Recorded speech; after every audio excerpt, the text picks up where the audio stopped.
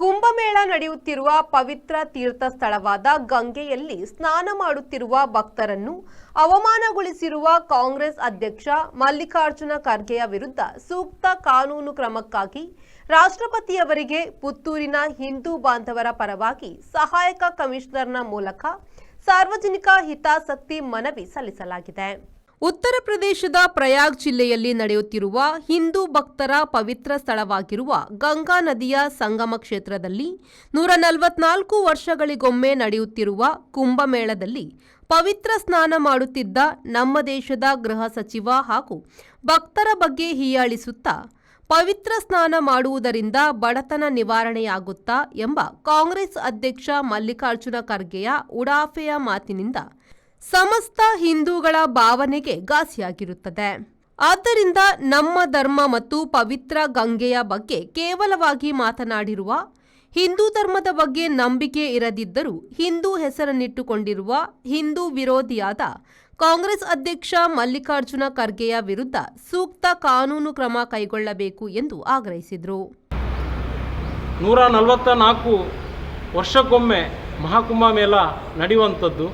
ಈ ಕುಂಭಮೇಳಕ್ಕೆ ಕೋಟ್ಯಾನುಕೋಟಿ ಅಂದರೆ ಟೋಟಲ್ 45 ಕೋಟಿ ಭಗವದ್ಭಕ್ತರು ಬಂದಲ್ಲಿ ಪುಣ್ಯ ಸ್ನಾನ ಮಾಡಿ ಹೋಗುವಂಥದ್ದು.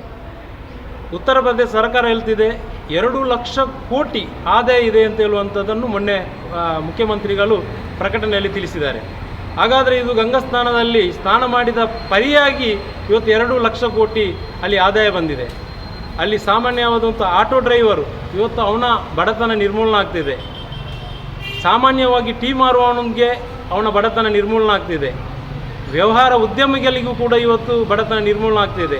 ಈ ಒಂದು ಸಾಮಾಜಿಕ ಅಶಾಂತಿ ಮೂಡುವಂಥ ವಾತಾವರಣ ಸೃಷ್ಟಿಯಾಗಿದೆ. ಯಾಕೆಂತ ಹೇಳಿದ್ರೆ ಇತಿಹಾಸದಲ್ಲಿ 144 ವರ್ಷಗಳ ಒಮ್ಮೆ ಬರುವಂಥ ಮಹಾಕುಂಭಮೇಳ ಈ ವರ್ಷ ನಮ್ಮ ದೇಶದ ಉತ್ತರ ಪ್ರದೇಶದ ಪ್ರಯಾಗ್ಗಂಜ್ನಲ್ಲಿ ಈಗಾಗಲೇ ನಡೀತಾ ಇದೆ. ಈ ಬಗ್ಗೆ ದೇಶದಿಂದ ಕೋಟಿ ಕೋಟಿ ಜನ ಅಲ್ಲಿ ಪ್ರಯಾಗ್ರಾಜ್ಗೆ ಹೋಗಿ ಕುಂಭಮೇಳದಲ್ಲಿ ಮಿಂದೆದ್ದು ಬಂದು ಒಂದು ಪುಣ್ಯವನ್ನು ಪಡ್ಕೊಳ್ಬೇಕನ್ನುವಂಥ ನಿಟ್ಟಿನಲ್ಲಿ ದೇಶದಾದ್ಯಂತ ಜನ ತಂಡೋಪತಂಡವಾಗಿ ಕೋಟ್ಯಾಂತರ ಜನ ಹೋಗ್ತಾ ಇದ್ದಾರೆ.